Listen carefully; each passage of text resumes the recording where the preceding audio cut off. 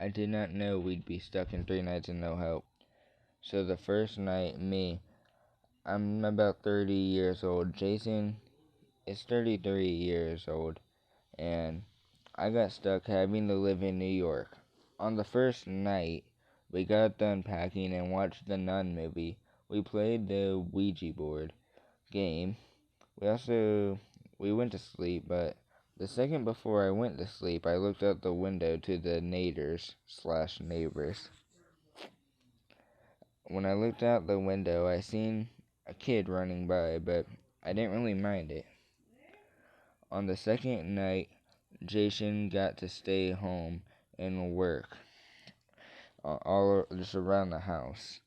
I went out and got food and stuff. When I got home, Jason came outside telling me about the neighbors as he helped to get food. When we went to sleep, I woke up to the sound of static coming from the neighbor's window in Jason's room. He said that he was going to go talk to them. The end. The third night, all the same stuff happened, but when we got up from the static and seen what looked like a toy cat, we could hear a song. It stopped. Jason left to talk to the you-know-who, but I had to hear the static for a little while longer. I looked, and the cat was gone. I called 911. I ran out a place to get Jason. We lived 3 nights and no help. The end. Now to talk about the remake so far. Which way did you sneeze? You literally just sneezed right by me. You literally just sneezed by me.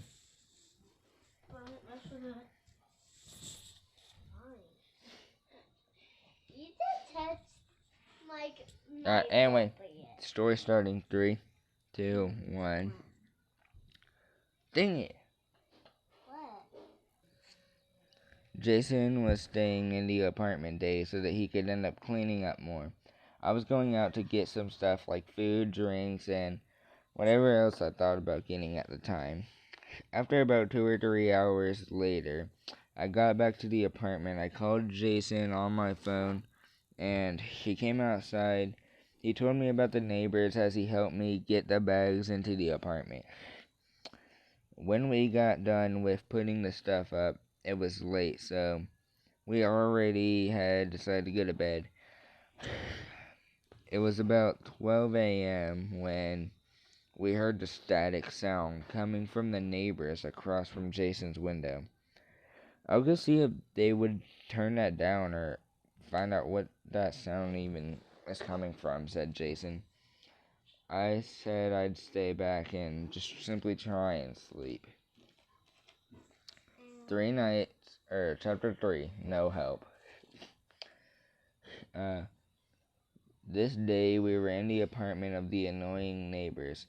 We mapped the place all around. We know what floor they're on and what side of the building they're on. It was 11:59 p.m. and then 12 a.m. when the static came. It was louder than before. We ran to the window and looked and seen what looked like a toy cat that was purple. The staticky sound was playing a demonic sounding sound as well. There was a distorted sounding song though. We couldn't make out the words. Jason ran out screaming that he was gonna stop them from playing the song even louder. When he left, the song had stopped. I looked back and the toy cat was gone. I grabbed a crowbar with my phone and I ran out the dorm, then out of the building. I ran into the building that the neighbors were supposedly in, and nobody was at the register. I ran into the elevator. I went on to floor 6. When the doors opened, after the doors opened, after being closed for a minute or two, Jason ran past the door with something black chasing him. It went right, so I looked right. I didn't see him, or it at least. I ran down the other way to my left.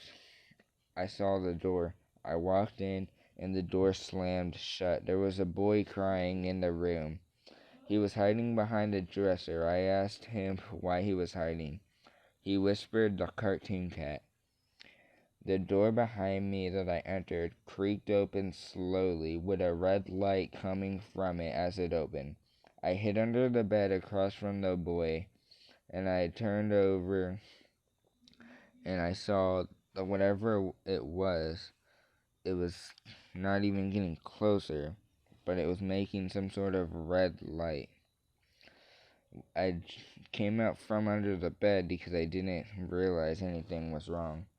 As I went, the boy was saying in his head that it's gone, whatever it was. It's gone, whatever it was. "What's her name?" I said. The boy said, I'm James." He said that as I felt a hand on my shoulder. "Ah!" James screamed as he hid under the jacket that was by him. The woman screamed in pain as the door slammed shut again. James looked around the room. She was gone. It was gone. His whole family was now gone. He got up and out from his hiding place, and then the door slammed open. A normal light came from it. A shadow came from it with a red glow from the eye sockets. As the shadow appeared on the TV, something had grabbed James' foot and pulled him into the light. The light broke, and then he was surrounded in darkness as the door slammed shut.